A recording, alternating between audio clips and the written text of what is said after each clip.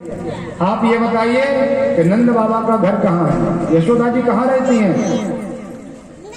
उद्धव जी ने प्रश्न किया। सभी गोपों ने कहा महाराज जी ये देखिए आप यहाँ से जो ये जल प्रवाहवान है, जहाँ इस जल की सीमा हो जाए, जहाँ ये जल आपको उद्गम स्थान मिले तो समझ लेना ये मेरे नंद का घर है। उद्धव जी उसी का आश्रय लेकर के चले, दरवाजे खोले नंद घर के तो देखा कृष्णकाय शरीर हो गया मैया यशोदा जी का। बड़ा मोटा तगड़ा शरीर था भगवान के विरह में। मैया बिल्कुल कृष्णकाय दुबली पतली हो गई, नेत्र प्रेम के पनारे बह रहे। महाराज याद कर रहे हैं कन्हैया को अभी अभी सुलाया है। उद्धव जी ने कहा माँ मैं उद्धव आपके पास आया हूँ, आपके चरणों में प्रणाम। बार बार उद्धव जी ने कहा लेकिन मैया की वो समाधि टूटी नहीं। तो उद्धव जी ने हाथ से पकड़ करके मैया को हिलाया। माने कहा इतना जोर से क्यों बोलते हो, शांत रहो, अभी कन्हैया को मैंने सुलाया। उद्धव जी ने बेचारी के बिल्कुल पागल हैं क्या यहाँ के लोग, कुछ नहीं जानते क्या? अरे इनको इतना नहीं पता कि कन्हैया कई वर्षों से यहाँ से चला गया। गोपांगनाओं को देखा, उनके व्यवहार को देख करके उद्धव जी व्यभिचार दुष्ट कहा भगवान उद्धव जी ने भगवान के सखा के लिए, भगवान की गोपी के लिए और गोपांगनाओं के लिए तो उद्धव जी ने व्यभिचारिणी कह दिया। ये क्या जाने भगवान की भक्ति करना। रात्रि का समय था महाराज। उद्धव जी ने दिव्य विवेक दे करके उस निराकार ब्रह्म के तरफ ज्ञान प्रदान किया। नंद बाबा ने कहा महाराज जब मैंने ब्रह्म का दर्शन कर लिया, और आप कहते हो ब्रह्म होता नहीं, ब्रह्म का ना हाथ है, ना पैर है, ना शरीर है, ना कोई देह है, ना कोई रूप है, ना रंग है, ब्रह्म निराकार निर्विशेष और निर्गुण निरीह है, उसको आप बार बार निराकार कहते हो। लेकिन महाराज मैंने तो आपके ब्रह्म को देखा है, मोर का पक्ष लगाता है, सुंदर अलकावली है, अनेक प्रकार के भगवान के सुंदर कपोल हैं, भगवान की सुंदर ग्रीवा है, ऐसे ब्रह्म का मैंने दर्शन किया। मैं आपके ब्रह्म को कैसे समझ सकूं? बार बार यही महात्मा उद्धव जी ने समझाया, लेकिन इसी के ऊपर उद्धव जी अपना प्रभाव नहीं छोड़ पाए। विचार आया चलो गोपियों से मिले। तो यमुना के पुलिन पर महात्मा उद्धव जी पधारे, जहाँ गोपांगनाएं भगवान के विरह में अश्रुपात कर रही हैं। राधा मैया बैठी हैं।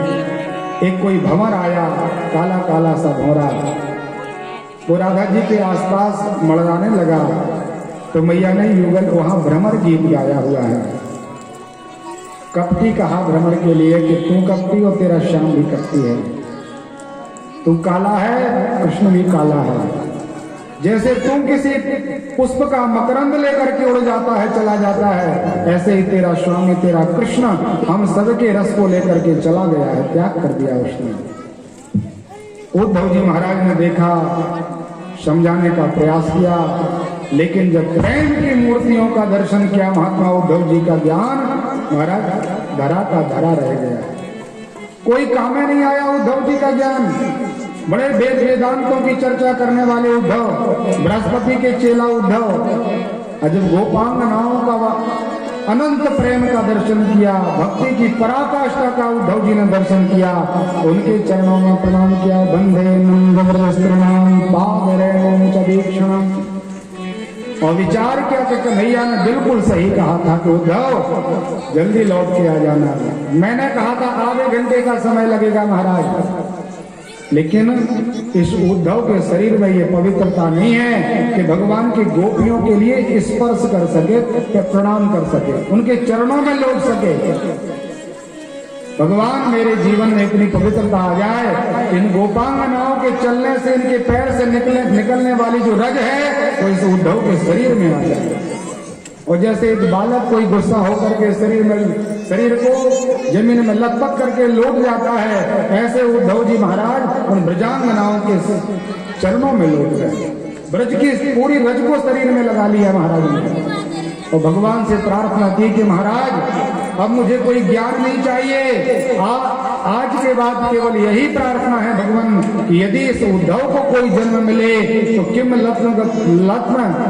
लता औषधि नाम, आप ऐसी कृपा करना कि वृंदावन का कोई वृक्ष बन जाए, कोई लता बन जाए, यहाँ का कोई पत्थर बन जाए महाराज। और जब ऐसे अनन्य भक्त यहाँ से निकलेंगे तो वो उनके शरीर के सुगंध से, उनके पैरों की रज से हमारा ये जीवन पवित्र हो जाएगा।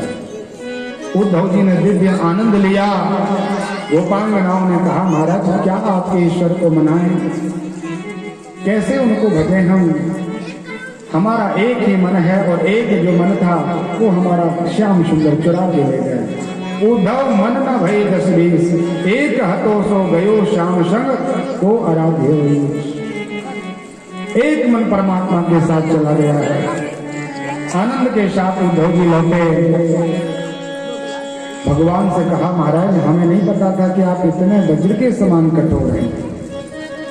मैंने तो श्रवण किया था कि आप नवकंज लोचन कंज पद नवकंज दारुण लोचन, आप कमल के समान कोमलांग हैं भगवान। मैंने विचार किया था आपका हृदय कमल के समान सुकुमार है, लेकिन आज ये दर्शन किया तो महाराज मुझे तो लगा आप वज्र से भी कठोर हैं। इतना अनन्य प्रेम करने वाली गोपांगनाओं का आपने ऐसा त्याग कर दिया। आप भगवान जल्दी से जाकर के उनका प्रेम का आस्वादन कीजिए, उनको प्रणाम कीजिए, उनका ऋण आप जन्म जन्मांतर में महाराज चुका नहीं पाएंगे।